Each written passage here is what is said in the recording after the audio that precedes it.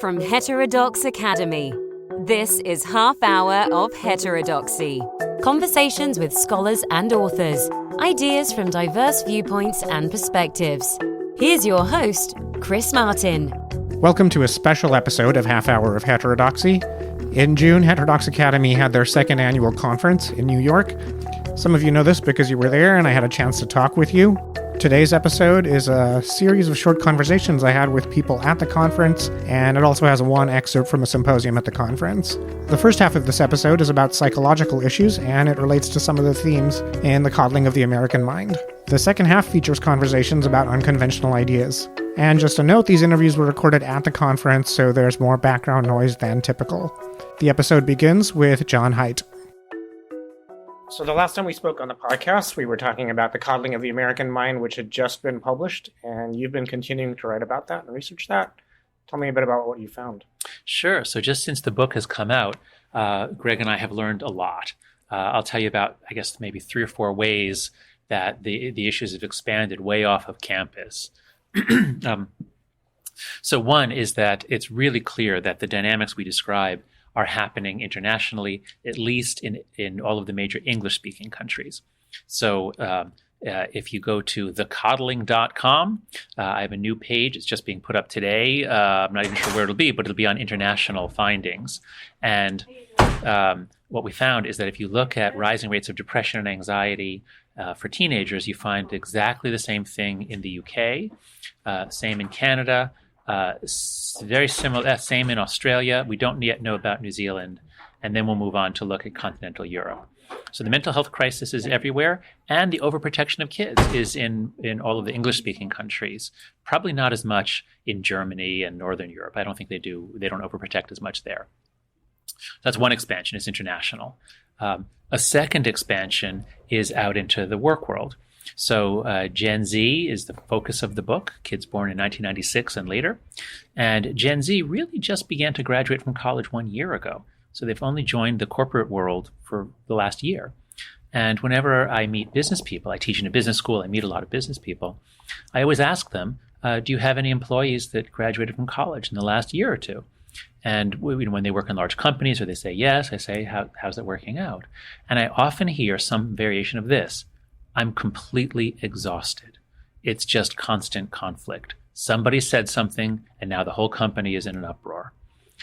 So the speech issues that we have on campus that I think we have not handled well or resolved well, I think we've taught some very bad habits around speech and offense taking. And so students take these attitudes into the corporate world, and when they overhear something they don't like, they won't deal with it themselves or ignore it. They go to HR and file a formal complaint. And then the third is looking at how it goes down into high schools and elementary schools. So a lot of the exact same phenomena we described, the sort of the campus culture, especially the culture around common enemy identity politics, focusing, examining everything in terms of power structures, that has spread down very quickly into elite private schools. It's not in most public schools. My kids go to New York City public schools, and thank God for the bureaucracy. They can't change that fast, although, of course, Bill de Blasio is trying. But so far, the public schools that I know of seem to be generally okay. But I hear from a lot of parents of kids in private schools, and I've spoken at a few private schools, and it's very much like our elite, New England liberal arts colleges. If you've read The Coddling of the American Mind, you may recall that part of the book is about safetyism, which is the tendency to reduce all risks. One of the speakers at a symposium at the conference, Amna Khalid, a history professor at Carleton, talked about her experience with safetyism. So I'm at Carleton College, and in one of the courses I was teaching, it's a women's and gender studies course, I had an African-American young man, we were talking about sexual orientation, and he actually volunteered, which I thought was incredibly brave, that he was anti-gay before he came to college, and college opened up his mind, and now he thinks differently, and talked about how important college was for him in coming to that realization. And afterwards, another student of mine followed me into my office and said, I was really disappointed in the way you handled that. And I said, handled what? And she said, well, this was it was very homophobic. And I said, No, it was anti-homophobia. This is a man who was telling us how he changed his mind, and that being in an educational space allowed him to do that and question the assumptions he'd made. And so to kind of show you how this is echoed more broadly on campus, we had a former white supremacist come to our convocations. We have these weekly convocations where we have speakers from outside come. And he came and he was really talking about how he used to be a white supremacist, how he changed his mind, and how he has devoted his life to getting other white supremacists to change their mind. Now, I can't think of anyone more virtuous to listen to as far as I'm concerned, but I walked into class that day and my students and students across campus were really upset and they felt unsafe with this person on campus. A number of them protested as well. And I found it very disappointing to see that we have lost the ability to find a space where people are allowed to change their minds. Another theme in the coddling of the American mind is the overuse of social media. I talked to Anya Pechko, founder of Project B at the conference. She's working on addressing our addiction to social media and cell phones more generally. I am somebody who is trying to impact the world in a positive way to kind of connect back in a social way, human way, not social media way.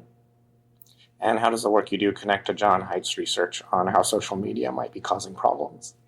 So I got interested in Jonathan's work after I'd done some research for one of the companies that he is a co-founder of, Let Grow. Him and Lenore Skenazy set up, kind of a really right way of addressing the current state of fragility in kids.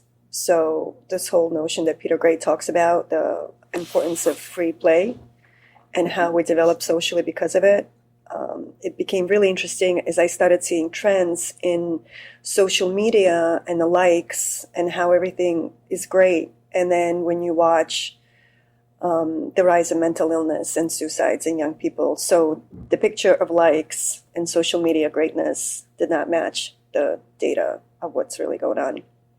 So as I got deeper into research, I realized that we are now connected to each other through this digital world.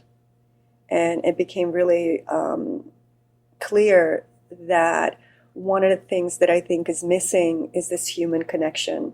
So that's when I decided to launch Project B and really encourage people to literally just be.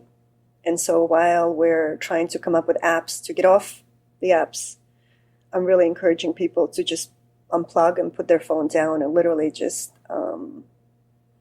not be on social media, which is really, really hard. Right? Have you had any success so far? I have. So I just finished reading a book by Cal Newport, Digital Minimalism. And so he outlines a 30-day detox, which I thought I had no apps. And a friend of mine, took my phone and said, well, what about Weather app and Uber app and Seamless app? So I've deleted most of my apps. I only have Twitter, which I use for work. So, I'm going out without my phone now. I have a dog that has tremendous anxiety issues. And so when I walk her now, I don't have my phone with me. And her behavior changed in ways that, it's really hard. I'm really connected to her now. So I don't have my phone as a distraction. So I've been doing that. I've been doing dinners and brunches and just inviting friends over. As soon as they come over, there's absolutely no cell phones. There's no pictures. There's no shots of the food. And it's been amazing. How do you enforce that rule? Oh, well, give me a phone now. Literally, you come into my house, you can't be on the phone. I also talked to one of the journalists at the conference. I'm here with Jessie Singal. How would you describe yourself? An incredible journalist, or just a journalist. How about? For New York Magazine most of the time? Yep, I'm a contributing writer at New York Magazine. Used to be a editor and a staff writer at large there. Tell me about your new very heterodox project. Yeah, well, so it's not that new. I've been already working on it for a couple of years, but it's a book provisionally titled The Quick Fix. It's basically asking the question of why Americans in particular, why we so often look to these sort of TED Talky, oversimplified, gimmicky psychological solutions to complicated problems. So one example that I've written about before is the implicit association test, which is this test that is pretty troubled when you look at its sort of psychometric properties or its ability to predict behavior, and yet it's sort of taken over the country. Like, it's at the center of a lot of diversity trainings. Its proponents and evangelists have made really bold claims about its ability to help end racism. But we know racially discriminatory outcomes are really complicated and are generated by a really tangled web of stuff. So apart from the implicit association test, what else do you cover? These other examples are, I would argue, a little bit more complicated and not maybe as straightforward, but power posing is one of them, where some pretty big claims about power posing were made in terms of its ability to help create more gender equity in the workplace. Another one is grit, which has been presented as a way to help reduce educational inequality, but there's some major questions. First of all, over whether grit is different from conscientiousness, a pretty well-studied Big Five personality characteristic, and then whether you can even move someone's conscientiousness that much. So what all these stories have in common is that a burst of excitement surrounds a new idea, and people get the sense that this new idea is really going to help us make progress with this intractable-seeming problem, but then another wave of research or debunking comes out, and it's just the same storyline over and over. It always turns out to be more complicated than that. So what advice do you have for social psychologists, if any? I would say get involved. I would say, in general, don't listen to journalists for advice, but because I have poked around in this area a little bit, get involved in the open science movement. Part of my book is about how, if you adopt things like pre-registration, and if you do more replication, stuff like that, these ideas maybe wouldn't catch on as quickly as they did despite a lack of evidence if the first wave of research had been a little bit more sturdy and rigorous. And in the meantime, if people want to know more about you, where can they find more info? Yeah, I write a lot about this stuff on my newsletter, jessesingal.substack.com. I'm also on Twitter, far too much, at @jessesingal. Definitely far too much. Definitely far too much. Oh, I also have a sort of baby podcast called Single-Minded Conversations, where I've talked to a lot of social scientists. You should come on it. Thank you. And for those of you listening, it's Singal. Yes, exactly. Yeah, those are the main places people can find me. I'm also still writing fairly frequently for New York Magazine and other outlets.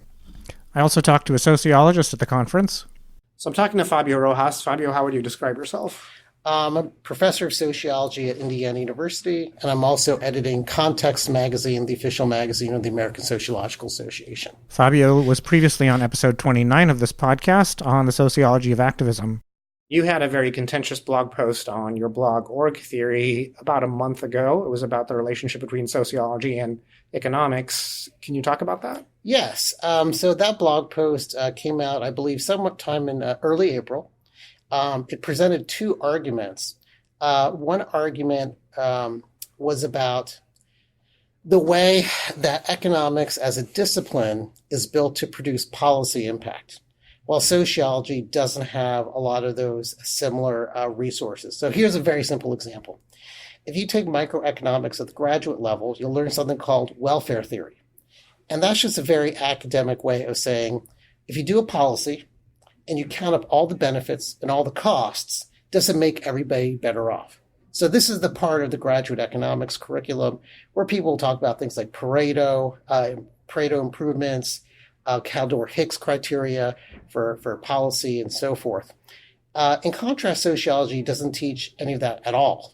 That's not an exaggeration. Like, you could take an entire PhD in sociology, such as I did at the University of Chicago, and you will never get any discussion of how to evaluate policy, how to count costs and benefits, and so forth.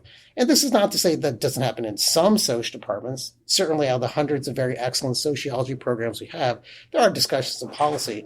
But analysis of policy outcomes is just simply not a standard part of the curriculum. So another example is the National Bureau for Economic Research, which is an institution whose main purpose is to primarily collect economics research, usually pre-publication before it hits the journal, but to distribute it and make it widely available. And I believe they've been operating some form since the 1920s. In contrast, sociology, until Social Archive, which is a website where you can put working papers, was not operational until about 2 or 3 years ago. And so what that suggested to me is that if it's not in your curriculum, not in your institutions, and also not in the career. For example, a lot of economists go to the Federal Reserve, they work for a year or two, and then lots of them get jobs in academia. In contrast, sociologists almost never hire people. Of course, there are exceptions. There are some people, for example, my advisor at the University of Chicago worked at the Rand Corporation for a while before coming back to academia, but he's an exception. But by and large, most sociologists, once they leave academia, never come back. People are very reluctant to hire sociologists who've left the career track. So if it's not in the career, it's not in the curriculum, not in the institution, what does that tell you? It tells you that sociologists have not taken the time and effort to build a platform for influence. And when I put this out there, I'm not trying to pick on any individual sociologist. For example, sociologists will say testify before Congress, or they work for a member of Congress or something like that, or a federal agency. But those are exceptions. They are not the product of concerted collective effort to build platforms for influencing policy. Right. I believe on the day the blog post came out, Tressie McMillan Cottom was testifying before Congress. Right. And that just happened to coincide. Right. And I think she's a very interesting sociologist. You should all read her book, Lower Ed, which we, by the way, reviewed and gave a very positive review to in Context magazine. So 3 cheers for her. This is not a way to isolate or point a finger at anybody. In fact, if I were to raise this critique, it's also a critique of myself, and that as I retrospect and think about my career, I've tried to put things out. I've had some policy impact here and there. We could talk about that a little bit, but it's not from any concerted effort. Like, for example, there's no National Bureau of Sociology to help me with my career, or there's never been a place where I stepped up and I said, hey, let's build a thing for sociologists. I'm trying to change that now that I'm a little bit older, but it applies to me. So this post is not triggered by any individual person, and if anybody had that concept, that is mistaken. That's just not true. Then the second issue that I raised in the blog post about economics and sociology is that sociologists have retreated from one form of communication that I personally like to enjoy, that it's very good for communicating policy-related issues, and that's blogging. And what I pointed out in the blog post is that economists, for example, once again, using them as an example, lots of economists, from those with very modest stature to those of international stature, maintain blogs, frequent blogs, like Thomas Piketty, right, the French economist who wrote the big book on inequality. We may talk about libertarians like Tyler Cowen, Alex Tabarrok. So it's on the left, it's on the right, it's all over the place. And people at teaching institutions and leading researchers, lots of them use blogs. However, sociologists have retreated from that for reasons that are honestly not clear to me. Part of it is just that the kind of trendiness of blogs probably just had its normal life cycle. But still, blogs remain a powerful tool, because if you really need 1,000 words or 500 words, a series of tweets is not going to really hack it. You could break something up into a series of tweets, and then it kind of gets garbled. Also, another problem with Twitter is that archiving is very difficult. So, for example, you're not allowed to search into the past of Twitter very far. But if you want like essays that are in between a tweet and a more formal journal article, blogs are really optimal for that. And the fact that a blog like Marginal Revolution get hundreds of thousands of readers per day, and leading economists still use it, that signals to me that they have intellectual value. And that really makes me scratch my chin and say, why have sociologists retreated from that? And I don't really have a good answer to that. And I very humorously said in the post that, maybe it's just that if sociologists were really interested in policy impact, they would build the curriculum, they would build the institutions, they would do social media like Twitter, but they would also blog and maintain other things and so forth. And those are the two arguments that I set out there. And just to underline what we mentioned a minute ago, which is that these are critiques of our collective. These are not critiques like, I didn't say, Chris Martin, you're a bad person because you're not doing blog or something like that. That was not what this is meant at. But to say, let's take a mirror to our profession and say, we have fabulous things to contribute. So thank God the social archive was invented. I think that's a step in the right direction. But for example, maybe more leading members of the profession could write blog posts, like more extended discussions of issues, tweets every day. They're wonderful. They're nice, but they just don't have the impact of a well-written essay. Right. And so the pushback you got was that there are some sociology blogs out there. Yeah, there are multiple pushbacks during that moment in time. And for the future, when this is listened to maybe a year from now or maybe more, what happened was a day or two after I wrote that blog post, and I can follow the traffic because, like most blogs, WordPress has a console on the website that allows you to track traffic. And, Org Theory may get like 1,000 to 2,000 readers a day. So it's a good blog. It has a healthy readership, but we're not talking New York Times level. But then Justin Wolfers, the economist at the University of Michigan, a very prominent public intellectual, wrote a very cheeky blog post where he really made fun of sociologists, and that set it off. It triggered a whole firestorm, literally. So we went from about 1,000 readers a day to about 10,000 readers per day for a couple of days. So it was kind of a real spike of publicity, a lot of it negative. And then a couple of criticisms came out. A few of these were very kind of chin scratching. So, for example, people said, I can't believe that you say that, there are no sociologists with public impact. It's like, I never said that. It was about the collective effort to build a platform that everybody can share in. There was an interesting exchange between Tina Fetner, a sociologist who I respect a great deal, and she said, well, what about graphic novels? And yes, there are some sociologists who are writing graphic novels. And actually on my blog, I was promoting a friend's graphic novel the day before, so I wasn't against that. But the point is, graphic novels are very hard to write. Not everybody has the skill for them. If you can do it, that's great. But I don't see that as something the average sociologist could do, even though we might really enjoy them and get a lot out of them. They could be very good things to read. So there were some kind of chin-scratching criticisms, but then there were some deeper criticisms that came out. One really deep criticism was people say, well, Fabio, the reason maybe we don't have this public impact sociology is because, the incentives aren't there for it. So I think that was a great criticism, which is, we then have to think, what can we do to build up public impact sociology?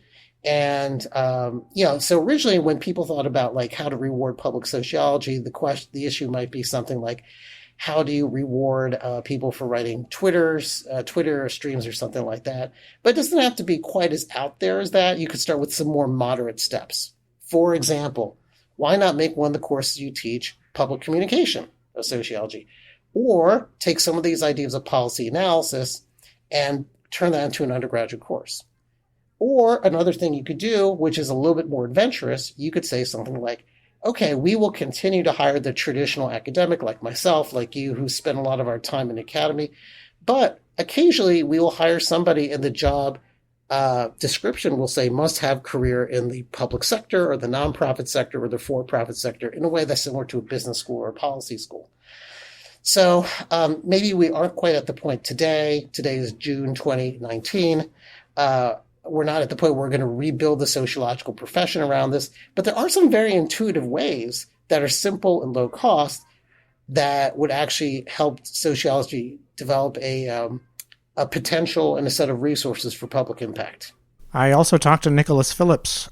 So I'm a research associate with Heterodox Academy, and I've been doing that since 2016. So you have a heterodox piece in Quillette about technology that doesn't neatly fall on left or right-wing lines. Tell me a bit about that piece. Correct. So I think last week I published a piece in Quillette called The Fallacy of Techno-Optimism. And basically I was looking at a popular mode of discourse for thinking about new technologies, which argues that the social impacts of new technologies like driverless cars and automation will be positive because previous rounds of new technologies had positive social impacts. So the idea is that people that are pessimistic about driverless cars today are sort of like the horse and buggy people that were pessimistic about automobiles at the turn of the 20th century. Those people were wrong. Automobiles were good. Therefore, driverless cars are going to be good, and we have nothing to worry about. And so I think that this argument is a fallacy. I think that when we have new runs of technology that implicate fundamentally different problems, for example, driverless cars implicate issues around surveillance, monitoring, national security vulnerabilities that come from everything, our entire transportation system being on a hackable grid, which the automobile has nothing to tell us about. It didn't implicate those problems, so it's really no precedent at all for dealing with the problems that driverless cars implicate. The heterodox angle comes from an argument that I made where basically you need a debate on the merits of new technologies. You can't make historical analogies when the technologies are unprecedented. Instead, you need to ask questions like, do we know what this technology does to us? What can we predict about it based on what we know? Is it good? And if we don't know what it does to us, on what basis does our confidence in this new technology rest? And for that debate on the merits of technology to be effective, you need a debate between liberals and conservatives. And that's important because liberals and conservatives have different cognitive styles. Liberals are more open to openness, really. They prefer new experiences. They're comfortable with experimentation and the unknown. Conservatives prefer the status quo and tend to fear change and prefer order. I see conservatives as playing a very important role in the way that we think about new technology, because they are basically running quality control on the ideas of the ideas of progressives and liberals. You see this most clearly in the social world, where new social ideas are vetted by conservatives, and the new social ideas that win a critical mass of conservatives tend to be implemented, and the ones that don't aren't. So democracy was a new social idea at one point. Conservatives resisted it initially, but a critical mass of conservatives were convinced by arguments for democracy, and democracy wound up being implemented. Marxism was a new social idea that many progressives thought was the arc of history, the right side of history, and we would be silly to oppose it. But conservatives were not persuaded by those arguments and successfully resisted Marxism. And so I think that conservatives play an important role similarly in assessing the impact of new technologies. And we need to welcome that debate instead of viewing conservatives and status quo preferring people as hidebound or obstacles or people with obsolete ideas that need to be overcome. So is there a prominent conservative right now who's arguing against driverless cars or any kind of technology on that basis? Well, the guy in the popular sphere that has most prominently expressed skepticism about driverless cars on the right has been Tucker Carlson, who has argued essentially that driving is the occupation that employs more Americans, I think, than any other single occupation. Maybe it was more men. I'm not exactly certain, but it employs an enormous amount of people.